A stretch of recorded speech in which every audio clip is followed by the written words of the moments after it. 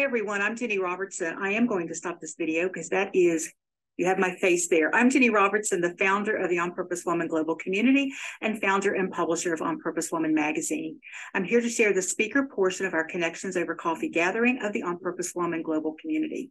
Samantha Tishner is speaking on how to heal first, love second.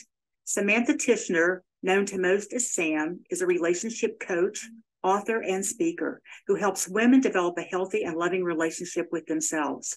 She teaches women to know, like, and trust themselves through respect. And respect is all capitals, and to create the life and relationships they desire. To learn more, you can go to healfirstcoaching.com, and that link is also in the text of this video. So welcome, Sam, and thank you for being here. Thank you for having me. So in 2017, I was sitting on the floor of my small walk-in closet with tears running down my face, wondering how I got there again. I don't feel I'm alone in this. Have any of you had those moments where you just didn't know how you were there again? It was that day that I decided that I never wanted to experience that again.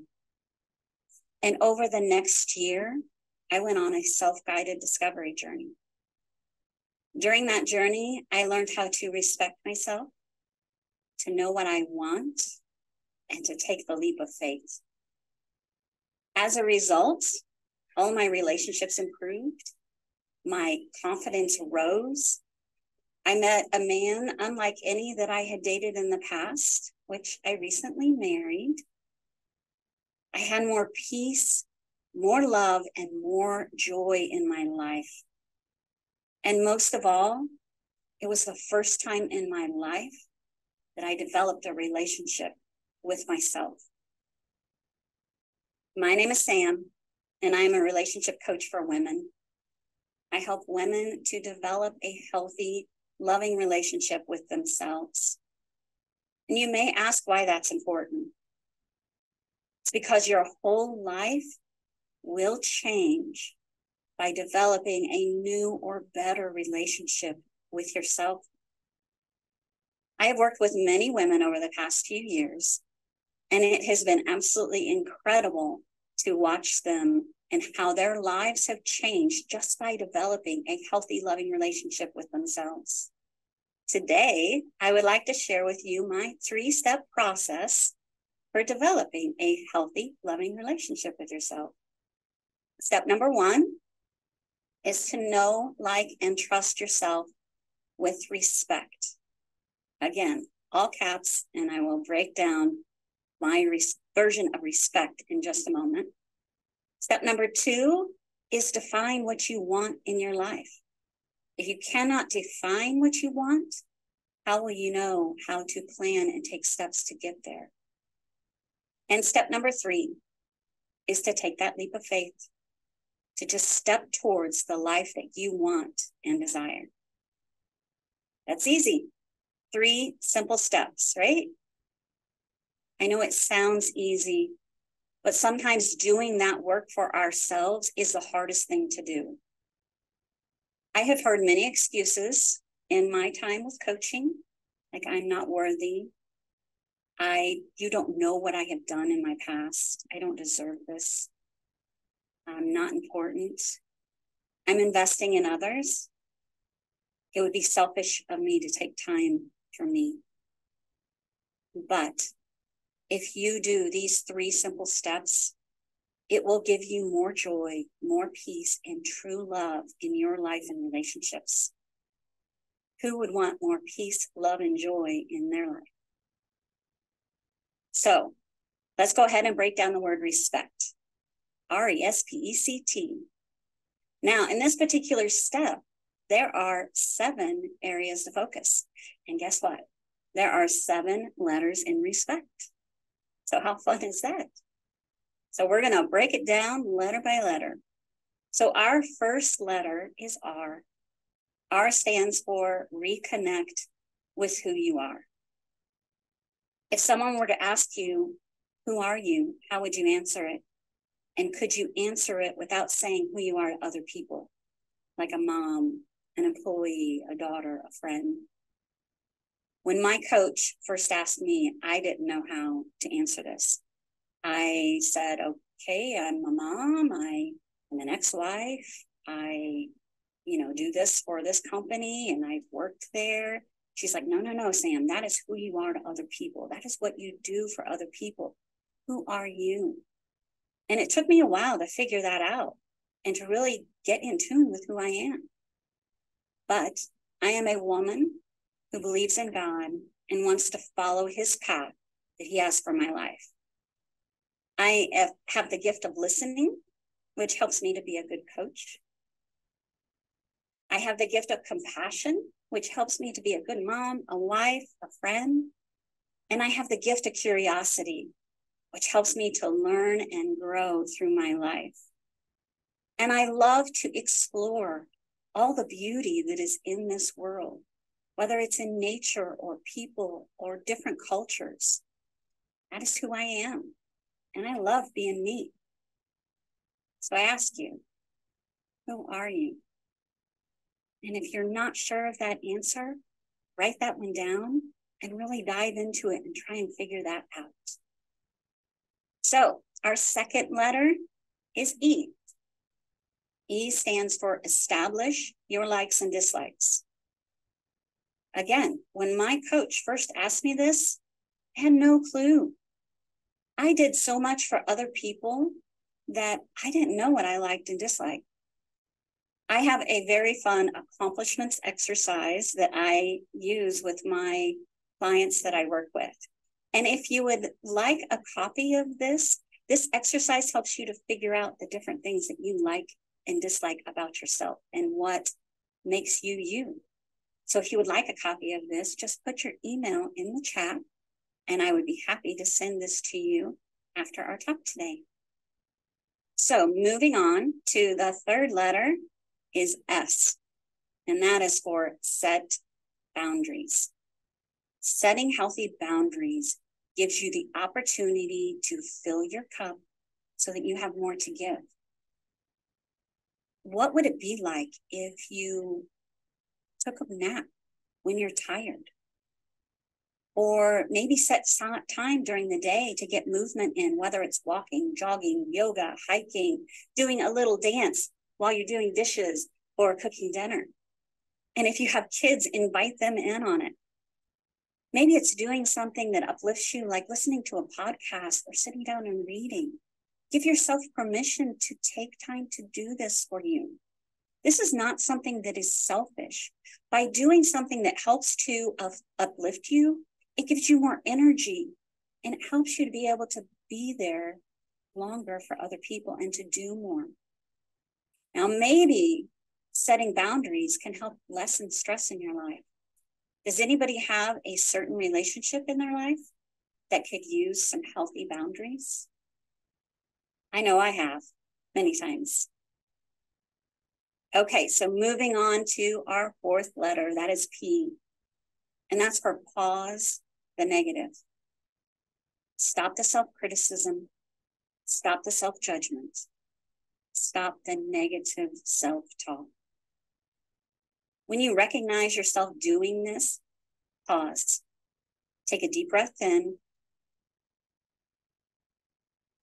Let it out. And say to yourself, I no longer want to talk to myself this way. I forgive myself. And after saying that, say something positive about yourself, about your body, your personality. Hey, I look cute today. Say something positive about yourself. And by doing this, you interrupt that negative string that happens along in your head and you replace it with something positive.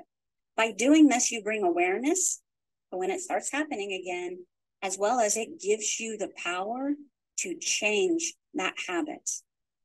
So pause the negative.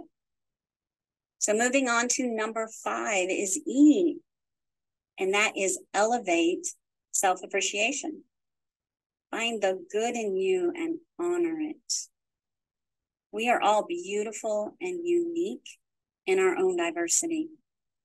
take the time each morning to say something nice about yourself, about your body, about your personality, about who you are. I worked with a client who struggled with body image, and she struggled with even looking in the mirror and seeing herself. She was so disappointed with where she was with her body. And after a few sessions, she started seeing herself different. She hadn't lost weight, and there was no visible change in her body, but she started accepting herself for the beauty that she is. And she started seeing herself different and appreciating. Now, it doesn't mean that she still has her goals, her weight goals and different things she wanted to do, but she could look in the mirror and be able to smile at herself and say, yeah, I look good today. So find what makes you unique and beautiful and write that down somewhere. And every day I want you to read it until you don't have to read it off that paper anymore. You just know it in your soul. So moving on to number 6. This letter is C, and that is for cut the cord for your limiting beliefs. Limiting beliefs may include when you feel not worthy or not enough.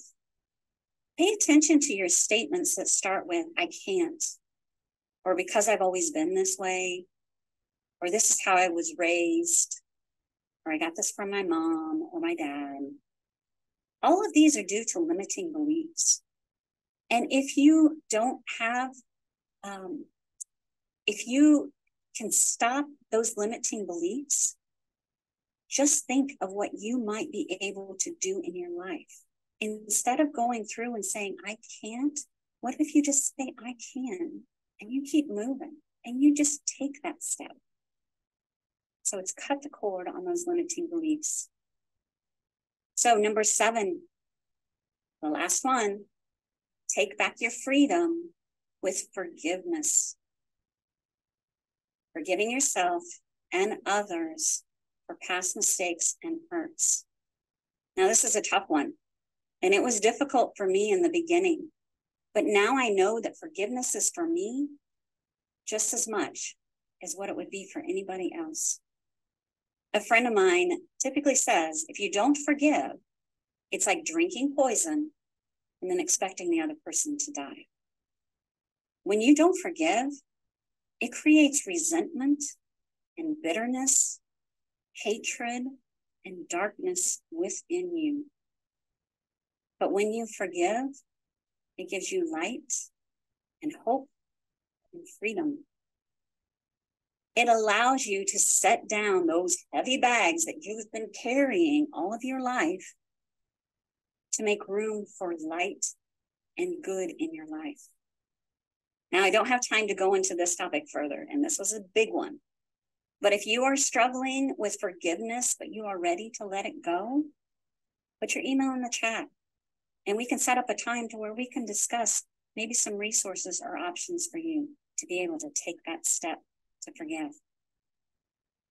So respect, reconnect with who you are, establish your likes and dislikes, set healthy boundaries, pause the negative, elevate your self-appreciation, cut the cord on your limiting beliefs, and take back your freedom with forgiveness. By getting to know yourself with respect, you will create a healthy, loving relationship with yourself, and it will change the trajectory of your life. I have many examples of the changes that have happened in the lives of the women that I have worked with. But today I want to share my story.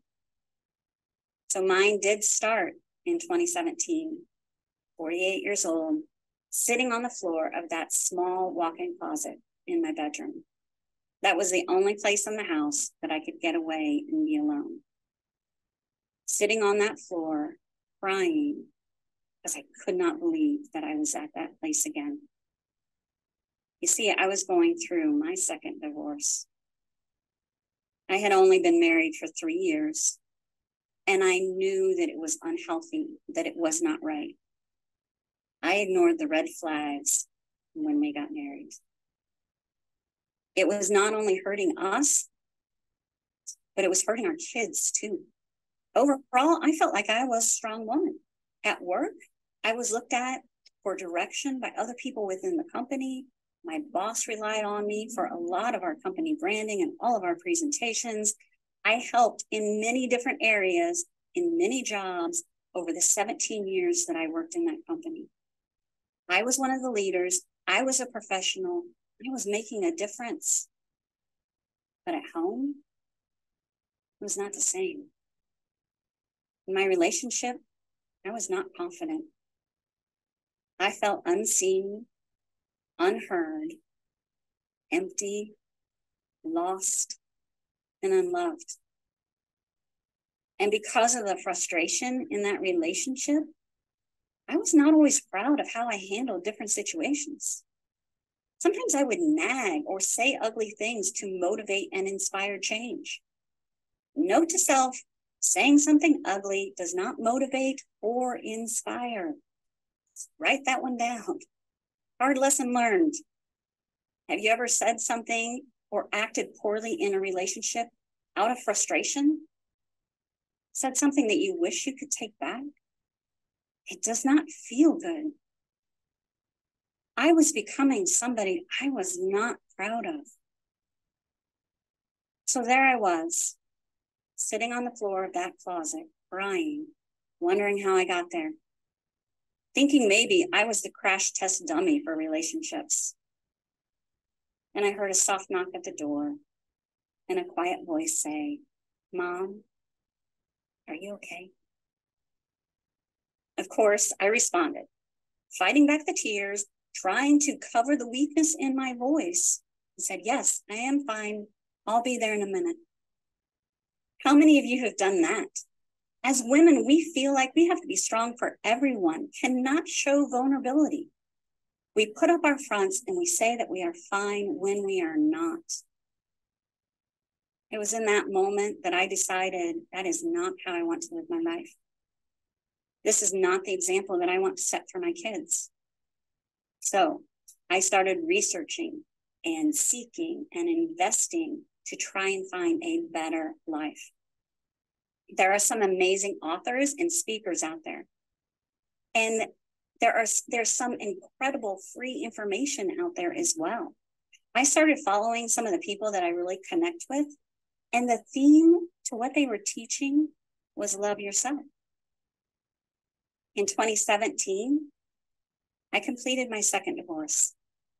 I got a dog who became my new companion while my teenagers were out living their teenage lives. I focused on my growth and the commitment to myself of no more failed relationships. I was committed to improving me so this wouldn't happen again. One of my biggest aha moments was when I came across a quote during a teaching. If you do not love and appreciate yourself, you will attract others who do not love and appreciate you. I'm going to repeat that one again. If you do not love and appreciate yourself, you will attract others who do not love and appreciate you.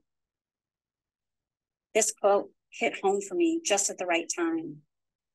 I realized that I never took the time to see me, to hear me, or to love me. And in turn, I attracted that type of relationship to me. In both of my marriages, I felt unseen, unheard, and unloved. Isn't that interesting? So the research, the books, the speakers that I found helped. But it wasn't until I invested in myself with my first coach that I realized how to change myself. She helped me to get to know who I was. She helped me to find love for me. And she helped me to see and appreciate me. And even though that may sound like a very small and insignificant change in my life, it was actually the biggest change I have ever made. And it changed the trajectory of my life. My relationships changed for the better with my friends, my family, my boss, my children, keeping in mind they were teenagers, my children. New opportunities opened up and my life shifted. I felt stronger and more empowered. My confidence rose. And I felt joy, true joy for the first time in my life. It was a random Tuesday and I was on my way to work and I was laughing for no reason. I felt like I was going a little bit crazy, but hey, I was happy about it, so it's all good. But one of the biggest things was that I found contentment and peace with being me. I didn't need to look outside myself for approval to know that I was good. I didn't need a husband or a boyfriend to complete me. I was good with myself and it felt amazing. And it was in that stage that I started my training to become a relationship coach for women. My goal being to help as many women as I can to find that same peace and contentment, whether they're married or not. I want to share this beautiful gift with all women. And I would have to say that this is the most rewarding job I've ever had.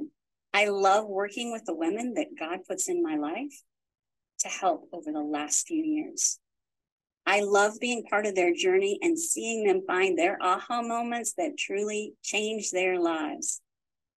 So in closing, I have developed this 3-part program to help women with their relationships with themselves, to know, like, and trust yourself with respect, to define what you want in your life so that you can be able to create a plan to get there, and to take that leap of faith, to believe in your dreams and to know that they can be accomplished.